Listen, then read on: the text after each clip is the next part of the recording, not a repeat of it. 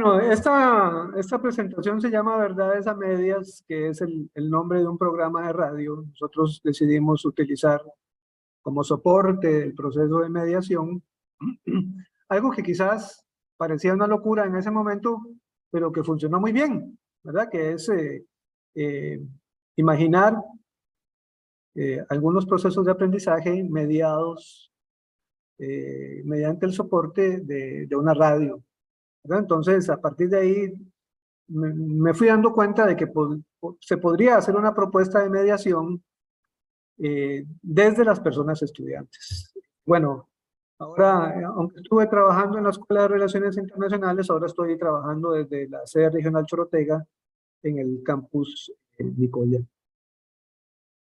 Yo voy a hablar de tres cosas rápidamente para aprovechar el tiempo. Uno es hablar un poquito de la zona de ingreso, es decir, una introducción al proceso que acabamos que les estoy presentando. Luego caminar por la experiencia y después finalizar en una zona de reflexión sobre el proceso. Bueno, en esta zona de ingreso, sé que a muchas personas les resultará familiar ese meme que circuló durante la pandemia. Pude haber puesto muchos más, pero por el tiempo solo me gusta ese porque es muy significativo, es muy simbólico. ¿Verdad? En la presencialidad, uno de los principales problemas es eh, el tema de cómo hacer que la clase hablen menos. Pero en la virtualidad, eh, paradójicamente, el gran problema era que las personas estudiantes no participaban, ¿verdad? Entonces ese fue como un desafío en la virtualidad y creo que fue donde más me concentré, ¿verdad? Es decir, cómo lograr que desde la intimidad del lugar donde estaban o desde el espacio público donde estaban, ¿verdad? Porque muchas de las personas se conectaban fuera de la casa, porque el internet aquí en esta zona de Guanacaste pues a veces no era tan bueno. O tenían que caminar un poco fuera de la casa para poder recibir una mejor señal, ¿no? Entonces, bueno, ¿cómo lograr, verdad? ¿Qué cambios introducir en la dinámica virtual? Y bueno, yo señalo ahí cuatro cosas que me parecen fundamentales, ¿verdad? Uno, diferenciar claramente lo presencial de lo sincrónico y lo sincrónico de lo asincrónico, ¿verdad? Si uno no tiene claro eso, podría estar, digamos, tomando un camino más largo, más difícil y a veces quizás más empinado, ¿verdad? Entonces, tener claro, ¿verdad? Como cambios, empezar a dejar de pensar en presencialidad y en mis clases cuando uno venía al aula y trabajaba con las personas y empezar a imaginar el espacio sincrónico como un espacio distinto y después el espacio asincrónico, ¿verdad? Son como espacios diferentes y que metodológicamente deberían de abordarse de forma distinta. Entonces eso fue como un primer cambio. El segundo es que la mediación, como ya no está lo presencial por un tiempo, cómo mediar los contenidos desde lo sincrónico y desde lo asincrónico, ¿verdad? Entonces esos dos, digamos, cambios también eran importantes, repensar la mediación que cada uno, por lo menos yo estaba haciendo en ese momento, y luego ceder el protagonismo de la mediación a las personas estudiantes, ¿verdad? ¿Cómo dar ese salto, ¿verdad?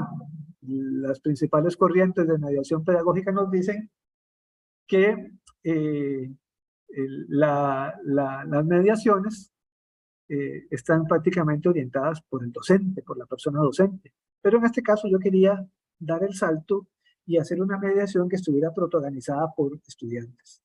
Y finalmente, cómo transformar los contenidos, ¿verdad? No es el mismo trato que tiene que tener un contenido en la presencialidad que cuando lo hago de forma sincrónica y cuando lo hago de forma sincrónica, ¿verdad? Entonces los contenidos que tuvieron que sufrir transformaciones importantes.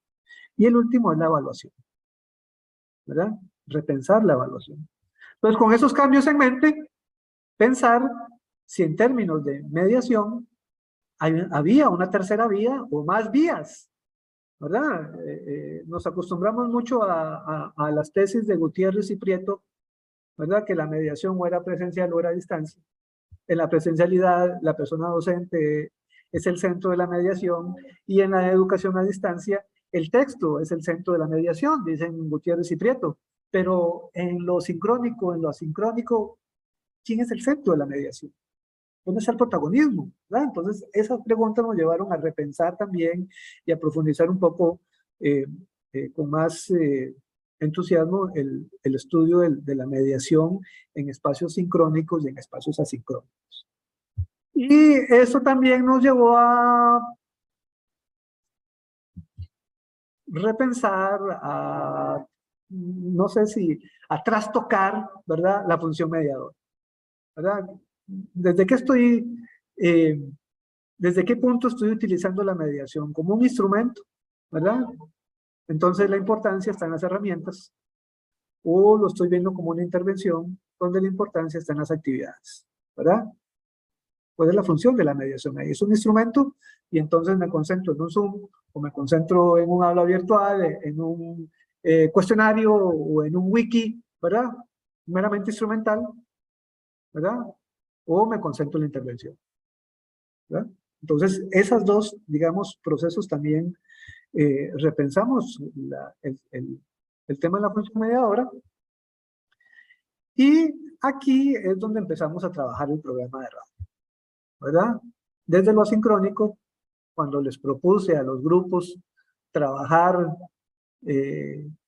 metodológicamente la secuenciación de cada clase, ¿verdad?, que era lo primero que iban a hacer, y luego ese primer escalón nos iba a llevar a otro, a una habitación distinta, y luego una vez que recorriéramos esa habitación nos iba a llevar a la salida, ¿verdad? Bueno, repensar eso. Entonces, si ustedes lo ven, ¿verdad?, cuando pongo ahí lo asincrónico, lo sincrónico y la evaluación, uno podría decir, bueno, eso es aula invertida, ¿verdad? Yo en ese momento no lo tenía claro. Ahora que he profundizado más, eso es aula invertida, ¿verdad? Un trabajo sincrónico donde en un primer momento las personas estudiantes se relacionaban con los contenidos, ¿verdad?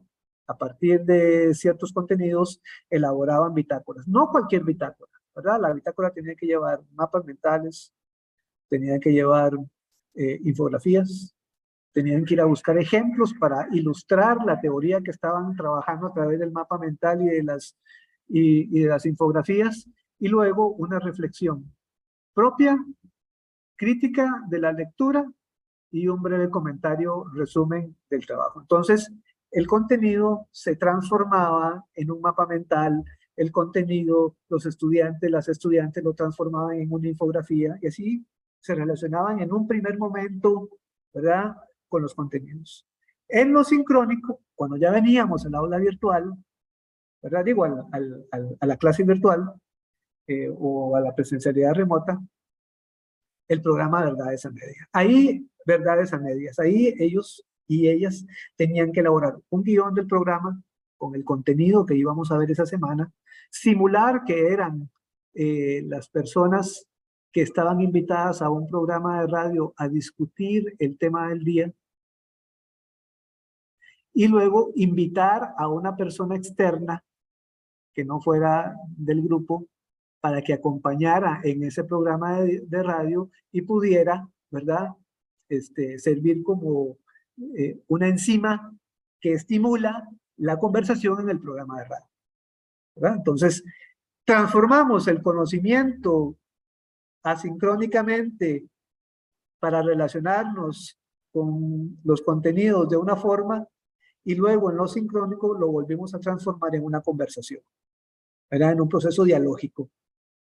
Y luego, ¿verdad?, una vez que hacíamos el programa de radio y generábamos una discusión vinculando los temas nacionales, la materia con la realidad nacional, con la realidad internacional, suponiendo que son expertos y expertas en los temas, ¿verdad?, empezamos a ver la evaluación de una forma distinta. Mirar más allá de la dicotomía sabe, no sabe, y empezar a ver la evaluación como una práctica reflexiva, ¿verdad?, dentro del aula, ¿verdad?, dentro del grupo, ¿verdad? Que la evaluación nos sirviera más para reflexionar sobre lo que estamos haciendo y no nos sirviera tanto para decir si alguien sabe o no sabe, ¿verdad? Entonces ahí hubo un cambio en el proceso de evaluación.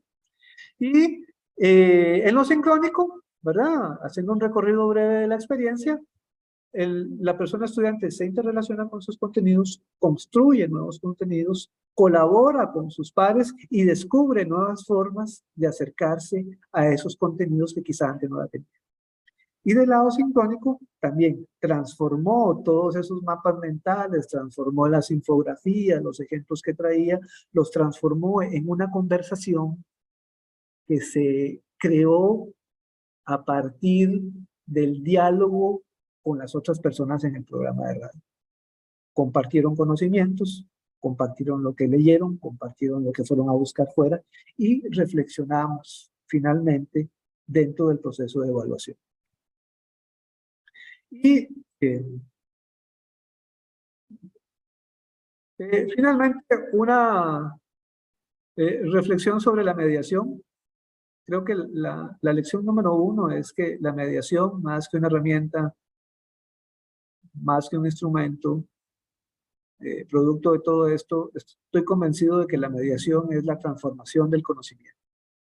Es el esfuerzo que una persona hace por transformar el conocimiento, el contenido que tiene que compartir con los estudiantes y las estudiantes, lo transforma, ¿verdad? Lo puede transformar en un programa de radio, lo puede transformar en un cuento, lo puede transformar en una canción, ¿verdad? Transformamos el conocimiento. Mediar es transformar ese conocimiento y ponerlo al servicio de la clase, para que luego, a partir de esa transformación del conocimiento, podamos experimentar, podamos descubrir, podamos interactuar con ese contenido ya transformado. Y la otra lección, ¿verdad?, es que los soportes, ¿verdad? La mediación no es el soporte, la mediación no es la herramienta. El soporte que usamos en este caso fue la radio, pero pudo haber sido otro soporte. El soporte es eso, un medio. El soporte, la radio, un cuento, una canción, ¿verdad?, un mapa mental, es una especie de entidad que hospeda el conocimiento que ya yo he transformado. Pero yo lo transformé y ese es el acto mediador. Y que luego, ¿verdad?, transformado el conocimiento y hospedado en un soporte, comparto y pongo al servicio del grupo para que el aprendizaje sea significativo. Y a partir de esa transformación podemos experimentar. Podemos hacer innovaciones dentro de la clase porque ya el conocimiento está desarrollado, ¿verdad? Y por supuesto, esta experiencia la llevé a cabo en 3 espacios distintos, las 2 carreras y humanidades, que son los cursos que yo por lo general daba en ese momento, en la carrera de administración, en la carrera de comercio y en el área de humanidades de aquí de la sede regional Chorotega. En los cursos de política comercial, en el curso de gestión de proyectos y en varios cursos de humanidades. ¿Verdad? Resultados, tenemos varios programas de radio, varias bitácoras ilustradas, donde se puede evidenciar la transformación del conocimiento, del contenido, y además hicimos varias revistas de comercio, principalmente, donde compartíamos ese conocimiento que estaba circulando en la clase. Esa es como la experiencia que yo quería compartir con ustedes, aportar desde la mediación, que mediar es transformar el conocimiento, no es usar una herramienta, no es sustituir, ¿verdad?, ese trabajo, transformar un conocimiento y luego hacerlo u hospedarlo dentro de un soporte que es la herramienta, ¿verdad? Les agradezco muchísimo la invitación y creo que tengo que retirarme porque estoy a punto de empezar una clase, pero les agradezco muchísimo la invitación.